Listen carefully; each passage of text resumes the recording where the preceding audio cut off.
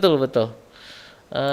Kayaknya nggak bakalan ada asis bang dari mereka sampai Gyökeres resign, better Gionya pindah daripada enggak tadi kan saya tadi udah bilang ya, karena memang tugas Gyökeres di situ bukan untuk cetak gol gitu ya. Jadi itulah makanya kenapa saya bilang ini adalah satu pengorbanan dari Gyökeres, karena tugas dia, sekali lagi, tugas Gyökeres bukan untuk cetak gol.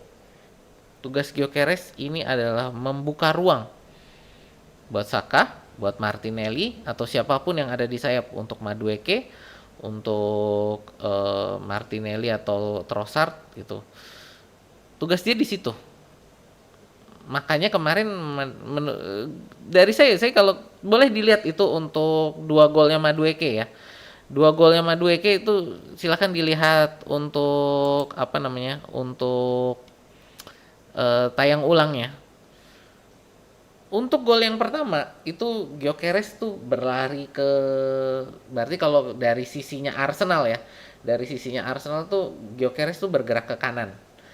Ketika dia bergerak ke kanan itu ada satu defender itu ngikutin dia, dan disitulah tercipta ruang bagi Madueke ini di sini untuk menendang ke arah gawang. Jadi pergerakannya Gyökeres ini, ya pergerakannya Gyökeres ini membuka ruang bagi Madueke untuk melakukan tendangan, yang itulah tercipta gol pertama. Lalu kalau kita lihat gol keduanya Madueke itu kan crossing dari sebelah kiri itu dari Zubimendi ya. Kita lihat di situ ada dua orang defender yang jagain Gyökeres. Goalkeeper mereka itu juga ngeliatinnya Gyökeres. Jadi goalkeeper mereka itu Van den Heuvel ya, itu konsentrasinya ngelihatnya ke Gyökeres. Dan pada saat itu bola itu crossing itu jalan, itu satu defender ini ragu-ragu nih. Dia sebenarnya udah ngelihat siapa, udah ngelihat Madueke, tapi dia ragu-ragu. Gue tetap ngejagain Gyökeres atau nutup si Madueke ini, dan dia ragu-ragunya itu akhirnya telat.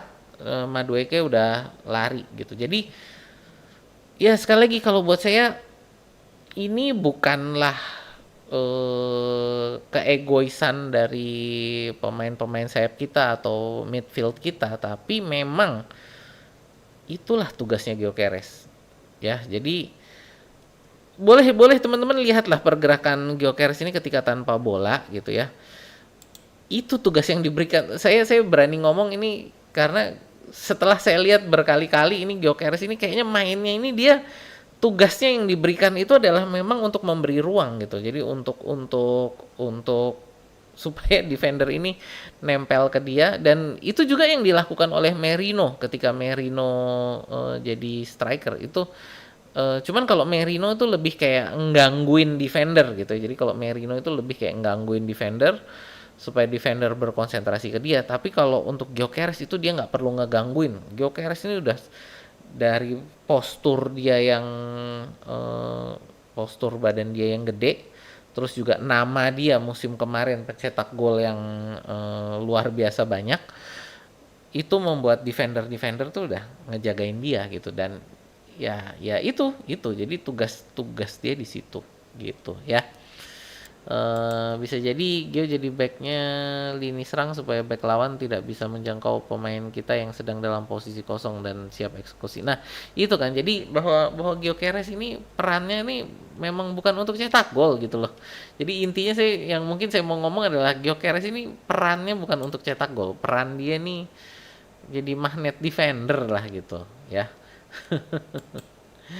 Salah taktik bang, harusnya Arteta juga bisa manfaatin kegacoran Gyökeres di musim sebelumnya, setidaknya kasih dia kesempatan buat jadi eh ya mungkin akan ada saatnya gitu ya, mungkin akan ada saatnya, tapi mungkin kalau dalam artian gini, ketika kita mainin Gyökeres lalu defender lawan ini mulai sadar nih, kita jangan jagain Gyökeres doang nih, ini Saka sama Martinelli harus dijagain juga. Ketika itu terjadi, bisa jadi Gyökeres akan jadi target man kita gitu. Jadi Karena ini bukan hanya masalah strategi kita, tapi adalah masalah bagaimana lawan ini me melihat Gyökeres gitu loh. Jadi, eee, bahwa misalkan kita pengen menjadikan Gyökeres sebagai target man.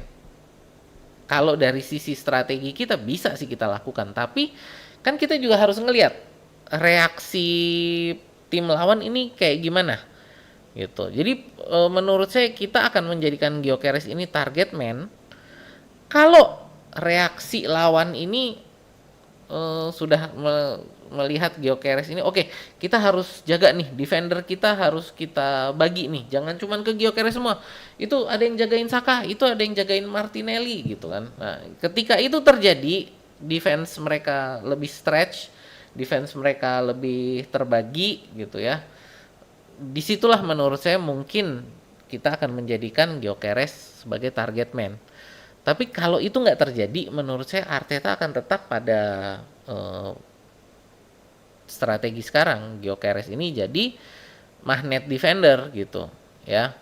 Karena ini kan sehubungan adalah reaksi tim lawan terhadap Gyökeres gitu. Jadi apa yang dilakukan oleh Arteta ini adalah ketika dia melihat reaksi tim lawan terhadap Gyökeres.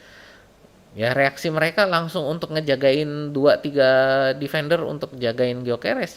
Ya udah kita manfaatin itu gitu. Jadi ya kalau kita lalu memaksakan itu jadi target man dengan dia udah ditutup 2-3 defender, kan akhirnya juga nggak kemana-mana. Bolanya jadinya gampang direbut kan gitu. Jadi dari saya yang harus kita lihat ini kan bukan hanya bagaimana kita ingin menurunkan strategi, tapi adalah bagaimana juga eh, reaksi tim lawan terhadap Gyökeres ini gitu.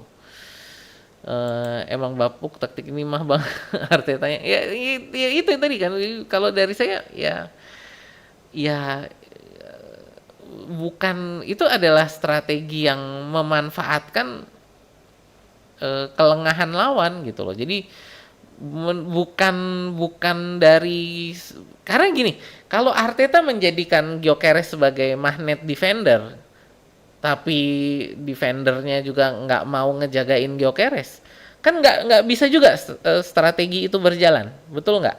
Strategi itu nggak bisa berjalan kalau Arteta, kan bukan si Gyökeres ini menjadi magnet defender ini kan bukan bukan karena Arteta bilang kamu jadi magnet defender ya lalu defender itu pada nempel ke dia, kan bukan seperti itu, tapi bahwa memang ketika dia main lalu defender itu ngejagain dia, itu yang lalu dimanfaatkan gitu ya. Jadi eh, bukan karena disuruh Arteta lalu tim lawan ngikutin, tapi adalah ketika tim lawan melakukan hal itu Arteta ngelihat oke, kamu lebih efektif jadi magnet defender gitu. Jadi karena tadi pada saat Gyökeres dijagain 2-3 orang, dia dia kan bukan tipe yang lincah, bukan tipe yang apa ya, bisa menari-nari di tengah lapangan. Jadi dengan kondisi seperti itu menurut saya nggak bisa juga dia lalu kita jadikan sebagai target man dalam kondisi dia dijaga 2-3 pemain. Itu sama aja kita kasih bola ke lawan kalau kayak gitu kan. Jadi ya itulah makanya yang terjadi seperti itu gitu. Ya mungkin bisa kita pahami bahwa strategi itu kan bukan hanya karena kepinginan kita, tapi reaksi tim lawan terhadap strategi kita ini bagaimana gitu ya. Tapi nggak tahu juga Arteta mau nyiapin permainan bola kayak gimana, gameplay tim, impian dia gimana, ya gitu sih ya. Nggak terbawa narasi mana-mana, tapi kalau 70 juta cuman nempel ya nggak bisa dibantah, mirip kasus 100 cuman untuk buka ruang, bukan bahas ego pemain. Ya karena ada efektivitasnya gitu kan, karena ini mungkin satu pembanding aja lah. Kemarin waktu melawan klub Brugge gitu kan, kita melihat bahwa Gabriel Jesus mainnya lebih bagus, yes. Lebih enak dilihat, yes. Dibandingkan Gyökeres, ya. Tapi pada saat Gabriel Jesus masuk, terjadi gol nggak?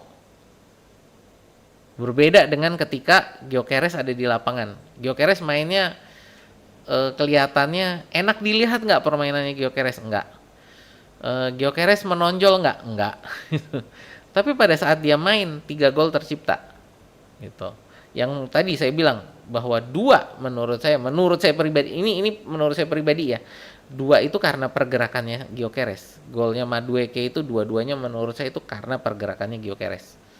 Jadi apakah itu lalu flop? Apakah itu lalu kayak buang uang yang sia-sia? Ketika kita mendatangkan striker lalu dia menjadi magnet defender dan bisa membuat teman-temannya lebih produktif golnya, apakah itu flop? Gitu kan. Jadi ini mungkin perlu kita tanyakan kan kepada diri kita nih.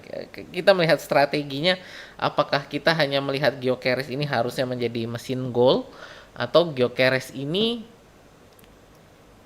sebagai bagian yang lebih luas dari kondisi tim gitu. Jadi menurut saya ini akan menjadi satu pembahasan yang menarik ketika nanti mungkin ke depan kita ngomong tentang Gyökeres. Tapi menurut saya ini kalau buat saya bahwa 70 juta tugasnya cuma buat nempel CB karena dia sangat efektif melakukan itu gitu. Jadi eh, dan ketika lalu CB ini center back lawan lalu nempel ke dia, Saka dan Martinelli lalu bisa dengan lebih mudah mencetak gol.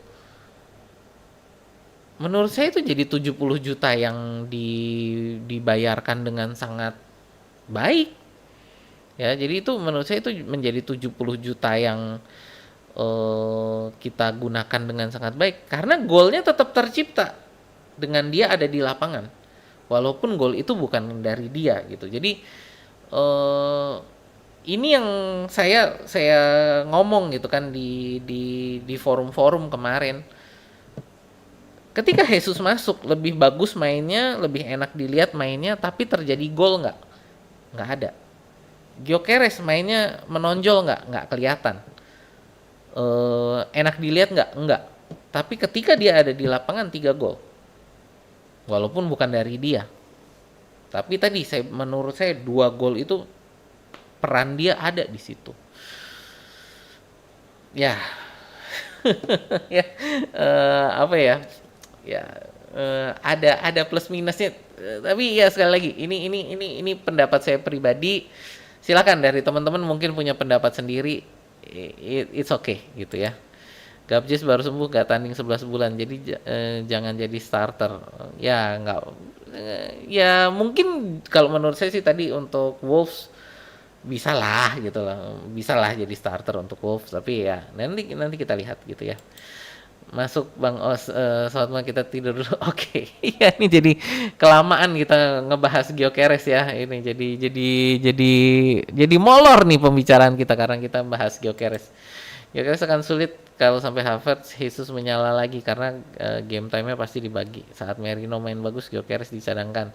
Nah, kalau Havertz dan Jesus lebih efektif, lebih bahaya. Saya rasa kemarin dia bukan dicadangkan ya. Ketika Merino main, tapi kan karena dia lagi cedera, jadi dia cedera makanya Merino yang jadi striker. Jadi bukan karena kita percayakan Merino lalu Gyökeres dicadangkan, tapi bahwa kemarin Gyökeres ini lagi cedera sih gitu. Ya oke. Terima kasih untuk kehadirannya teman-teman gitu ya. Ini udah mau setengah 11 nih. Kayaknya kita ngobrolin Gyökeresnya benar-benar keterusan nih ngobrolin Gyökeresnya. Tapi ya itu jadi itu opini saya tentang Gyökeres. Terserah dari teman-teman, menurut saya itu opininya silakan, nggak ada masalah.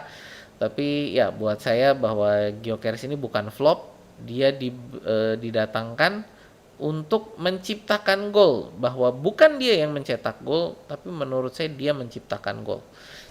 Terserah dari teman-teman mau mengartikan itu gimana, tapi buat saya dia menciptakan gol di lapangan walaupun bukan dia yang mencetak gol. Ya, saya rasa gitu dulu dari saya. Terima kasih